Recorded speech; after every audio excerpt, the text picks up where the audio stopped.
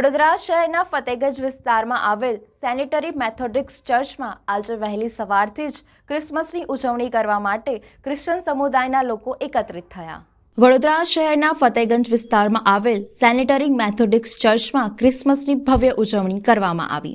વહેલી સવારથી જ ખ્રિસ્તી સમુદાયના લોકો ક્રિસમસની ઉજવણી કરવા ચર્ચમાં આવી પહોંચ્યા હતા, જ્યાં સવારે ઈસુ ભગવાને પ્રાર્થના કરવામાં આવી। ત્યારબાદ ચર્ચમાં આવેલા લોકોએ એકબીજાને હાથ મિલાવીને મેરી ક્રિસમસ કહી અભિવાદન કર્યું।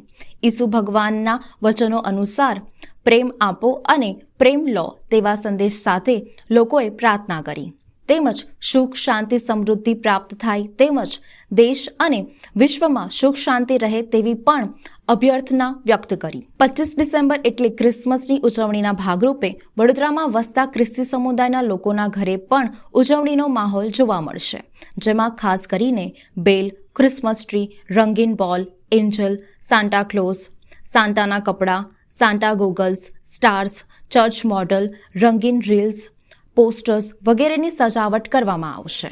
એકબીજાના ઘરે જઈને કેક, પેસ્ટ્રી ખવડાવીને મોઢું મીઠું કરવામાં આવશે।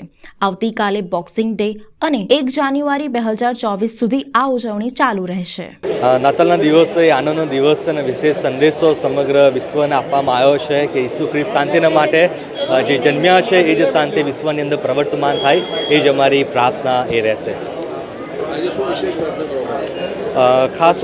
ખાસ પ્રાર્થના કરવામાં આવી કે ઈસુ જે જન્મ્યા છે, જે પ્રેમ એમણે પૃથ્વીની ઉપર દર્શાવ્યો છે, માનવજાતને દર્શાવ્યો છે, એ જ પ્રેમ લોકો એકબીજાના પ્રતિ દર્શાવે, એ જ પ્રાર્થના કરવામાં આવી અને એ જ શિક્ષણ આપવામાં આવ્યું। રેવરન્ડ ઇવાન્સ। સૌપ્રથમ તો નાતાલ અને નવા વર્ષની સર્વ મિત્રોને મારી પ્રેમી સલામ। નાતાલ એટલે પ્રભુ ઈસુનો જન્મદિવસ અને પ્રભુ ઈસુના જન્મદિવસે ખાસ એ હોય છે સંદેશો કે સર્વ લોકો પ્રેમ, શાંતિનો સંદેશો।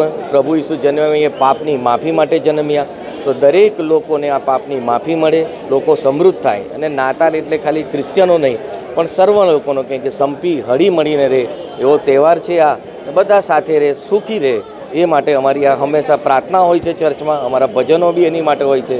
અને નાતાલનો તહેવાર સર્વ લોકો માણીએ એવી મારી શુભકામના।